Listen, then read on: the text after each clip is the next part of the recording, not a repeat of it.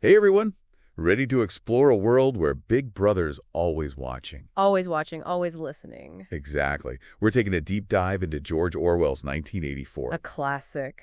A classic for sure. And let me tell you, it's a novel that still sends chills down your spine, even decades later. Yeah, it really makes you think about the world we live in today. Doesn't it? We've got these excerpts, little snippets of Winston life, some glimpses into how the party controls everything, They control everything. and even pieces of, get this, the forbidden book. Oh, yeah, Goldstein's book. That's a doozy. It's like a puzzle we're putting together, a really creepy puzzle. It is. And Orwell, he just throws you right into this world. Right from the start, you can practically feel the gloom. The first page, yeah, gray skies, those rundown buildings, and then there's that image Big Brother. staring down at you everywhere you go. It's unnerving, isn't it? How he's just there, always watching. And the clocks striking 13, that gets me every time. It messes with your head, right? Like time itself is distorted. Totally. Like, the parties mess with time, too. They control everything. What people do, how they think. It's like the ground is always shifting, and then you've got these telescreens everywhere. In your home, on the street. Can't escape them, always spouting propaganda, watching your every move. Makes you think about our world, all the cameras, all the data. It's a little too close for comfort, isn't it? Okay, so we've got this oppressive atmosphere. But then we meet Winston. Winston Smith. Yeah, he seems ordinary at first, just a guy trying to get by, but he's really trolled. He sees what's going on. He knows something's not right. Exactly. He's like this flicker of humanity, this machine of a society. And he starts to rebel in little ways. He keeps a diary, which is super dangerous. Big Brother doesn't like people thinking for themselves. Nope.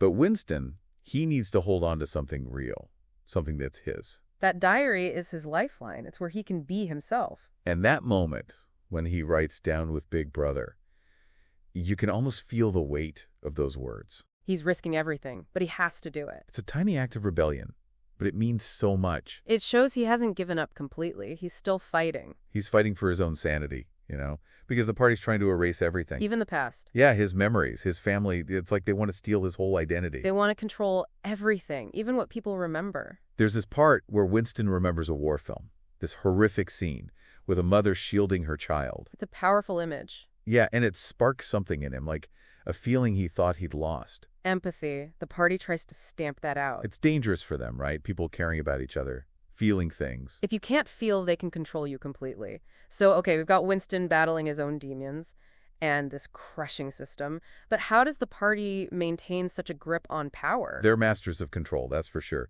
Control over information, history, even emotions. The 2 minutes hate is a perfect example. Pure manipulation. Imagine this giant screen flashing images of Emmanuel Goldstein. The enemy of the people. And everyone's screaming, throwing things, this frenzy of hatred. Orchestrated hatred. It's terrifyingly effective. Unifies the people through their shared hatred.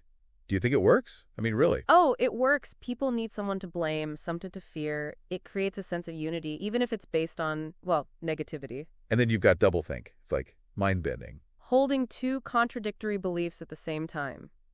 And believing both.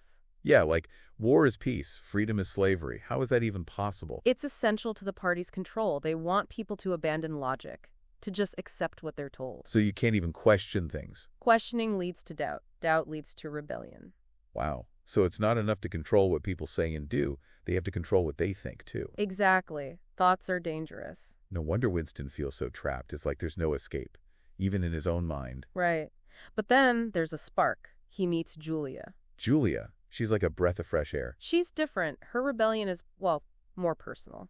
Not about grand ideals or anything. She just wants to live, to experience things, to enjoy herself. It's almost like an instinct. Exactly. She rejects the party's control over her life. And their relationship, it's this secret world, away from the party's eyes. They meet in secret, steamy moments of intimacy. It's their little rebellion. It's a powerful reminder that even in the most oppressive systems, people still crave connection. They need to love. Exactly. And their rebellion, it doesn't stop there. Winston, he's on this quest for the truth, and it leads him to O'Brien. This high-ranking party member. Very mysterious character. Right. Winston thinks O'Brien might be part of this rumored resistance, the Brotherhood. Is he friend or foe? You never quite know with O'Brien. There's this moment during the 2 minutes hate. Winston catches O'Brien's eye, and he thinks he sees this flicker of understanding. Like they're both in on the secret. Yeah, but is it real?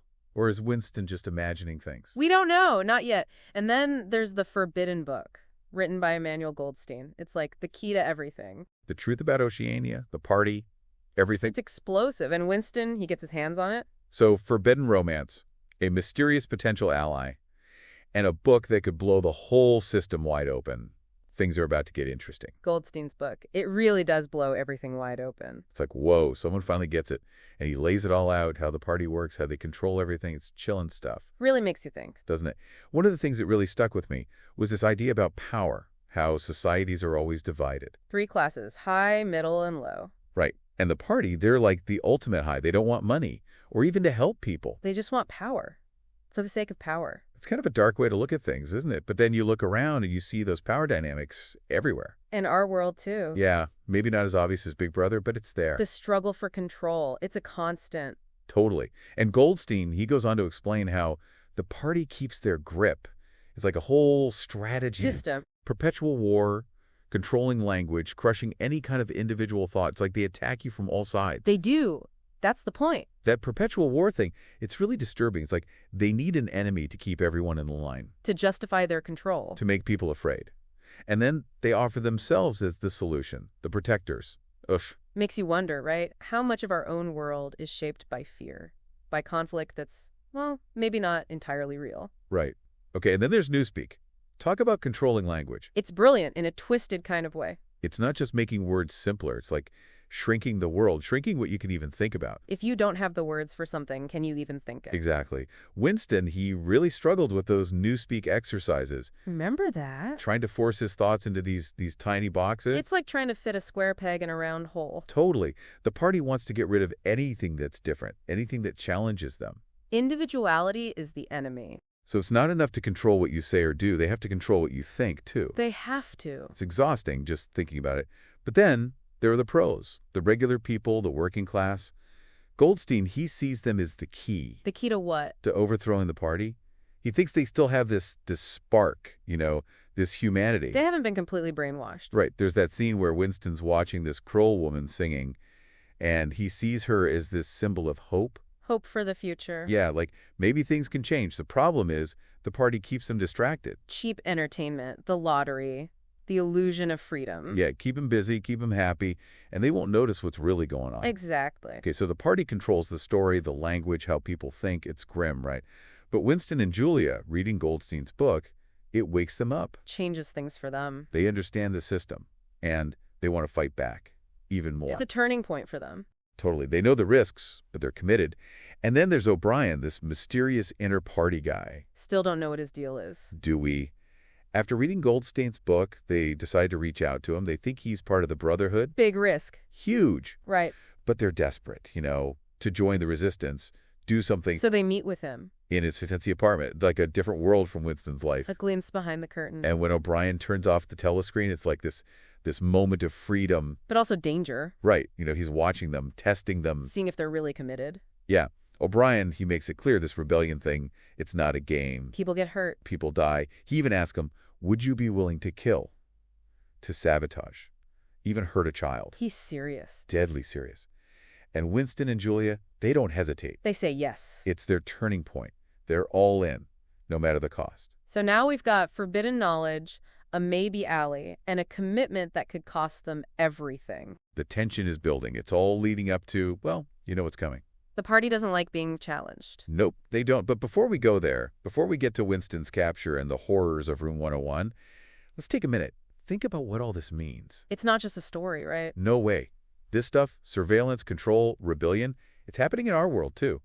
Maybe not as dramatic, but it's there. Orwell, he was warning us about what happens when we let go of our freedoms, when we let someone else control the narrative. So what do? We stay vigilant, we question things, we fight for our right to think for ourselves. Because like Orwell showed us, the price of freedom, it's constant vigilance. Winston and Julia, they're all in. They're ready to fight back against Big Brother. They've got that forbidden knowledge. Yeah, from Goldstein's book. And they're ready to risk it all. But remember what O'Brien said? About the thingy-jerk? Yeah, the path of rebellion. It's not going to be easy. And it all comes crashing down in that room. Above Mr. Charrington's shop. That place they thought was safe. Their little hideaway. It was a trap the whole time. Talk about Big Brother watching you. Right. When that voice comes out of nowhere, From behind the pit. shatters the illusion. Like, are there any safe spaces left? It's like you think you're safe for a second, and then Bam! The party finds you. and poor Mr. Charrington. He seems so harmless. I know, with his little shop and his old rhyme. Thought police the whole time. It's like, who can you trust? No one. And just like that, Winston and Julia, they're taken to the Ministry of Love. The Ministry of Love. Can you believe that? It's where love goes to die. More like where it gets twisted into something horrible. Yeah, the party's true power is there. Breaking people. Torture, confessions, it's a nightmare. They want to control how you think. Not just what you do, They want you to love Big Brother. to believe in all of it. Even when it makes no sense. Winston meet these other prisoners. People from all walks of life. Ampleforth, the poet, got arrested for using the wrong word in a poem. Imagine that. Parsons, this guy who seemed totally loyal to the party. Brainwashed. And then his own kids turn him in. Shows you anyone can be a victim. And then there's Room 101. Shrouded in mystery. Nobody talks about it. But everyone's terrified of it. It's where they confront you with your worst fear. Your deepest, darkest fear. Whatever it is. They know it. And they use it against you. For Winston, it's rats. He's facing this nightmare, and he breaks. He betrays Julia. To Julia. It's heartbreaking. He gives in. He completely submits to the party. They win. They always win, don't they? It seems that way. Winston, he gets released eventually, but he's not the same. He's a shell of a person. He believes everything the party tells him. He even loves Big Brother. It's chilling, right? To think they can do that to someone. Break him completely. But then I think about that pro-woman singing. The one Winston saw. Yeah. Maybe there's still hope. Maybe the human spirit, it can't be crushed completely. Maybe someday the pros or someone, they'll rise up. We can hope. 1984, it's a warning, isn't it? It is about what happens when we let go of our freedom. When we stop questioning things. When we let someone else control the narrative. But it's also a story about hope, right?